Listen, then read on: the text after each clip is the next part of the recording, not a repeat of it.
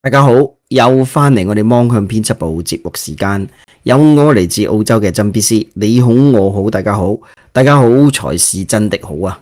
亦都有嚟自馬來西亞嘅大馬 Sir。各位芒友好。喺節目開始之前，請大家為我哋三個頻道芒向、正向、晒冷氣點讚、分享同埋訂閱，希望你留低建設性嘅留言啦。好啦，今節咧我哋就講講咁其實而家咧大家知道中日關係好差啦。咁中國早前就係有呢個軍演，結果日本咧就嚟碰瓷，叫做咧係射佢啊嘛，射佢用啲雷達啊，有啲人又話閃光彈啊，咁而家咧外界就估計有個地點就會成為中日關係嘅新引爆點。呢個地方其實都好多年噶啦，中日關係都叫做咧，因為呢個地方曾經亦都非常地係差嘅，就係釣魚島啦。咁台灣地區嘅釣魚台啦，香港都叫釣魚台啦。好啦，而家咧會唔會中國會出手咧？事實上的的確確，喂，我哋做節目嘅琴日咁原來真係中國海警喺釣魚島領海咧係巡航，剛剛咧中國海警亦都宣布呢個2501艦艇編隊喺釣魚島領域內巡航，呢個亦都係中國海警依法開展維權巡航嘅活動，的的確確如外界所料，釣魚島亦都係喺周同埋周邊水域咧都係升溫啦，都係升溫。咁其實咧就喺今個月2號嘅時候，雙方亦都喺釣魚島海域咧係爆發咗3個鐘頭嘅對戰。咁其實咧唔少嘅專家亦都預測，釣魚島而家亦都係中日關係一個最新嘅引爆點。咁日本咧係唔係敢於回應咧？而家中國琴日就係有一個巡邏啦，日本會回應咧？佢哋講敢於回應加個引號啦。OK， 點解咁夠？佢應該係回應，但係會唔會到一個擦槍走火？咁我梗係希望唔會啦。你要知道咧，其實而家日本咧，佢啲右翼分子最憎係咩咧？抵啦！之前上年都有係解放軍啲軍官講過，就係琉球琉球地位未定論啊嘛。你日本諗住用台灣地位未定論去搞中國，結果原來咧呢個琉球即係沖繩啦，地位未定論咧，甚至有學者認為咧，並非日本領土嘅主張咧，就激到日本生蝦咁跳嘅。咁而家再加埋釣魚島咧，其實大家覺得中日咧喺呢個地方可能會有大事件，咁我梗係希望唔會咁啦。咁原來依照係中國海警佢哋嘅發言人劉德軍亦都表示，除咗係琴日之外咧，2號上午日本呢個叫穗保丸號嘅漁船非法進入中方嘅釣魚島領域個海域啦，當然係指咁中國海警亦都係咧依法依規採取必要嘅管控措施，並且係給予警告，仲有驅逐嘅。咁中國亦都再次重申，釣魚島同埋佢附近嘅呢啲島嶼係中國固有領土，並且係敦促日方立即停止喺呢個海域嘅侵權挑釁行為。咁亦都係咧強調將持續喺釣魚島周邊維權嘅。咁當時啲陸媒話：你夠膽你咪最多咁樣。而家佢有做啦。其實睇下佢嗰啲咧叫頻繁程度咧，其實日本咧都係驚嘅。咁中國講明一定會喺釣魚島及周邊海域咧係維權執法嘅，堅決捍衛國家主權同埋海洋權益嘅。咁睇到呢個形勢咧，其實專家亦都分析，就話釣魚島就係檢驗中日關係嘅一個檢驗。你話好定差先？如果檢驗係差嘅話，佢就係啦；好嘅話，肯定就唔係啦。其實以前咧，大家都係各執一詞。當然我哋梗係認為釣魚島係中國嘅領土，但係大家嘅實際做法係點咧？各執一詞。咁咧有時候咧海度對峙下，但係喂，其實佢係同菲律賓一樣啦。本嚟有啲嘢咧係可以好似你啲船隻咧，其實咧之前咧都係即係好耐之前咧都冇乜所謂嘅，啲打魚咧就當隻眼開隻眼閉。但係關係唔好嘅話，咁就嚴正執法。嚴正執法之下會擦槍走火，唔知有機會。咁由於咧係唔涉及日本本土嘅主權，因為佢唔係嗰啲叫即係本土，即係日本嗰幾個合埋嗰個地方係遠啲啊嘛。咁釣魚島咧，咁當然啦，中方梗係聲稱有主權，其實係嘅。我哋梗係認為呢個係中國嘅土地啦。咁日本亦都話係佢嘅。咁高市早苗亦都加埋咧話台灣有事呢啲言論咧，其實等同咧係宣示緊將介入區域嘅呢個形勢，反而令到釣魚島咧成為咗北京觀察日本反應嘅試金石嚟嘅。所以而家就睇下佢敢有咩強硬嘅回應咯。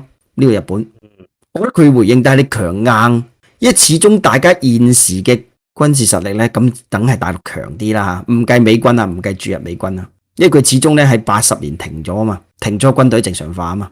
嗱，咁如果中國大陸喺釣魚島喐手嘅話，而且係下硬手，日本夠唔夠膽回應呢？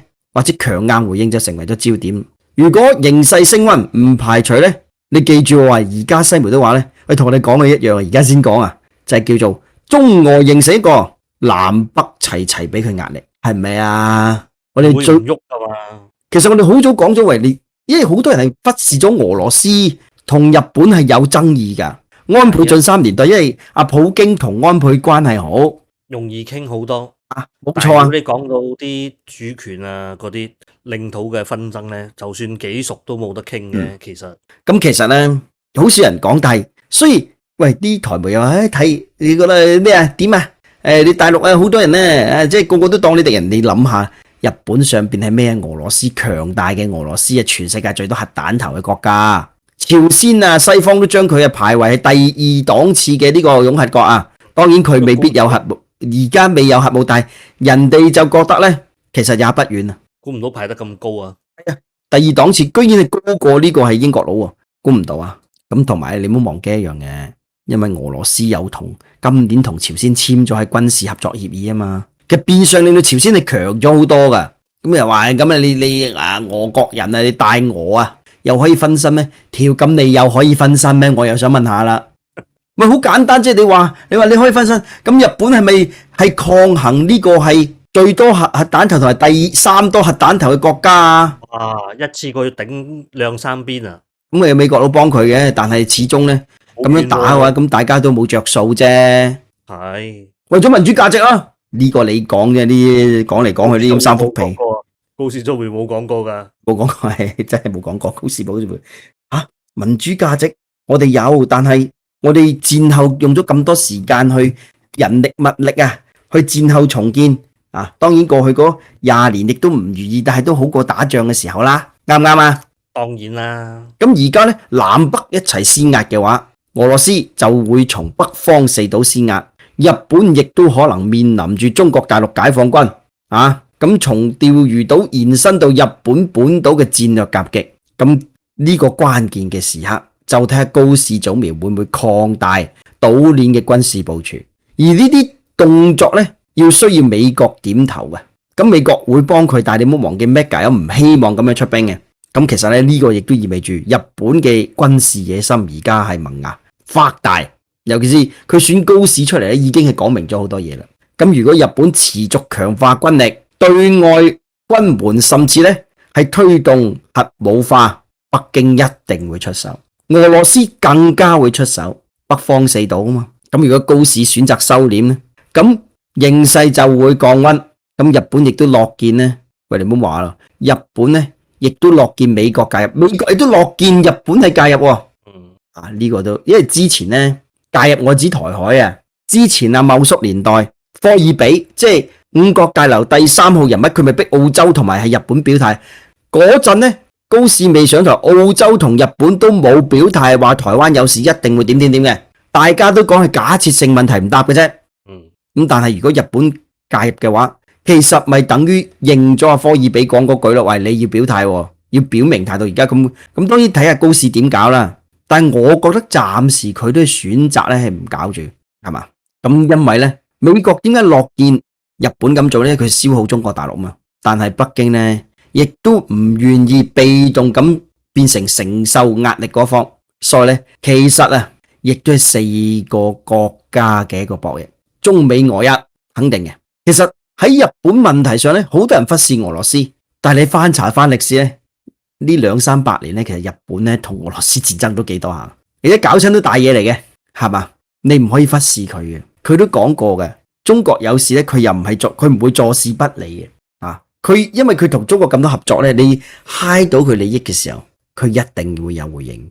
可能係中國大陸有事，等於俄羅斯有事呢個都正常，我反而覺得呢個係正常。咁當然啦，呢個釣魚島咁多年啦，問題梗係仲未解決啦。但係中國如果之後更加係硬手嘅話呢，可能有啲嘢就要解決，於無奈咯，迫於無奈咯，係嘛？本嚟大家呢有啲嘢就係叫做，當然大家都係強硬啦，對於領土，但係呢有啲可以停一停嘅。但係而家你咁樣咁勁嘅氣焰呢，逼人出手啦。其實我哋成一個非常典型例子就係19年，係噶，你而家係逼中央出手嘛？如果其實我覺得西方都係失算嘅。而家當然啦，肥佬黎，喂佢個女個名都幾過癮，叫黎彩喎，唔係尼彩喎，黎彩喎，就話咩嘛？如果阿黎智英喺入邊瓜咗佢做烈士啊，咁你輿論有壓力，講真咧，咁又如何啫？懲教處一路睇住啲健康情況嘅，唔會俾你即係喺入。佢話要即刻釋放，如果咁樣嘅話，即係你一兩句國際輿論壓力就釋放佢，咁佢啲法律攞嚟做咩啊？唔得啊，除非健康情況得到證實咯，真係唔適合囚禁生活。係啦，呢個咁樣就好啲。但係如果你佢而家有招，我覺得係好蠢嘅，即係夾實啲外國勢力去俾中央施壓，呢樣嘢最蠢。我反而覺得你覺得點啊？我覺得咁樣係蠢嘅。你施壓嘅話，你都要一個合理嘅理由噶，即係健康情況。如果你基於人道嘅理由咧，都可以。但係呢個唔係施壓，呢個係基於人道理由，就唔係你嗰啲施壓。其實講真咧，你越係想佢出嚟咧，你就唔應該同啲外國勢力係結合嘅，係咪啊？啱啊！以往好多啲例子啊，都係不斷去只會越嚟越糟糕咯。我覺得就係，或者你想要嘅效果係反效果咯，可唔可以咁講啊？黎智英可能就係咁。咁講真啦，你諗下啦，你成日話叫乜啊叫乜啊，或者西方點啊，叫佢咩？你咁樣其實就海 Q 死你老豆，定係你想謀取身家啊？嗱，咁講翻釣魚島啦，應該分好咁係應該都搞掂。咁又點解係中國嘅領土呢？咁法理依據就係波茨坦公告同埋開羅宣言。咁日本喺二戰戰敗之後就喪失對釣魚島嘅非法嘅主張權嘅啦。咁中國國務院2012年亦都係發佈咗白皮書，明確指出釣魚島同埋佢附屬嘅島嶼呢係中國固有領土嚟嘅。呢個大家都知嘅。咁佢其實離一個地方幾近嘅，就係台灣省嘅基隆市，大概190公里啫。咁位於北緯係25度40分到26度嘅。咁由71個島嶼組成，總面積其實就好細啫，就係5.69平方公里啫。咁歷史上咧，喺明朝順豐相送咧已經首次記載釣魚島噶啦。咁到1895年甲午戰爭之後，咁清朝大敗啦，咁就俾咧係日本非法佔領。咁1972年美國就將琉球管轄權移交俾日本時咧，係冇包含釣魚島嘅，係冇包含嘅。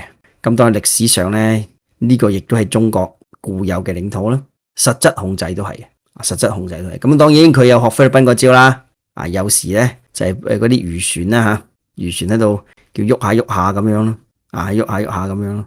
咁有時候咧佢都靜雞咧插旗嘅，其實最後尾咧呢個海域釣魚島海域再次係燃起對峙嘅話咧，咁中國海警亦都依法係依法驅趕係日方嘅船隻啦。呢個都叫做立體反制嘅部分嚟嘅。咁當然有啲人話做咩唔肥佢啊？呢個我哋講過多次，如果肥佢嘅話，咪得認咗你西方嗰句咯，係嘛？即係話佢霸權嚟嘅，呢個好正嘅中國啊。總之有乜嘢拍視頻驅逐你就得噶啦吓。咁就算你呢隻船咧點樣搞都好啦，叫睡寶丸啊，你點搞到咧食下保濟丸仲好啦，你係嘛？會肚痛啊？好啦，嗱咁高市早苗咧，當然啦，講嚟講去，佢都係唔肯收回佢嘅錯誤言論嘅。日方嘅挑釁咧，其實中方嘅反制行動係立體嘅，並且克制，呢個都好正常。咁亦都盡顯主權捍衛嘅底氣，同埋係呢啲智慧。即係喂，講真咧，佢一艘漁船，你覺得好難毀咗佢咩？誰也知道好容易啫，係嘛？誰也知道好容易啫。咁但係佢梗係克制啦。其實中國海警船咧，亦都快速合圍，亦都係咧架炮鎖定嘅戰術操作嚟啫，亦都牢牢咁樣掌控咗主動權嘅。啊，咁三語廣播嗱，你唔好話係咪唔識聽，佢三語廣播嘅啊，亦都我覺得係拍咗視頻啦。三語廣播警告咧，亦都體現咗執法嘅呢個規範啊、規範性同埋透明度啦。咁長期部署嚟睇咧，連續18日啊嘅常態化巡邏已經成為咗釣魚島海域嘅有效管控，咁令到中國對釣魚島擁有主權，咁就從法理落實到實處嘅。咁呢種常態化嘅維權同埋精準化嘅反制模式咧，亦都係咧維護咗領土嘅完整同埋主權，亦都避免咧局勢過度升溫，亦都展現咗成熟嘅大國治理能力。呢啲咪成熟咯？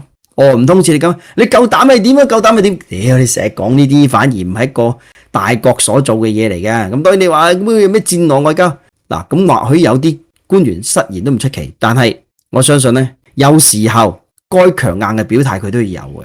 喂，其實你都識講啦，嗰個插袋嘅官員，第二日佢咪同啲係日本嘅叫做大廠商咪喺大連嗰啲啦，就係傾偈啦、慰問啦，咁咪證明咗有軟有硬咯，係嘛？當然佢話台委你知點解佢跪低啦？你驚啊？驚佢走啊？驚佢走啊？夠膽你唔做趕佢走咯？嗱，呢啲咪幼稚咯。阿 Sir 佢成日都講，夠膽你點？夠膽點？夠膽呢啲冇用嘅，冇用㗎，冇意義㗎，冇意義，其實冇意義嘅。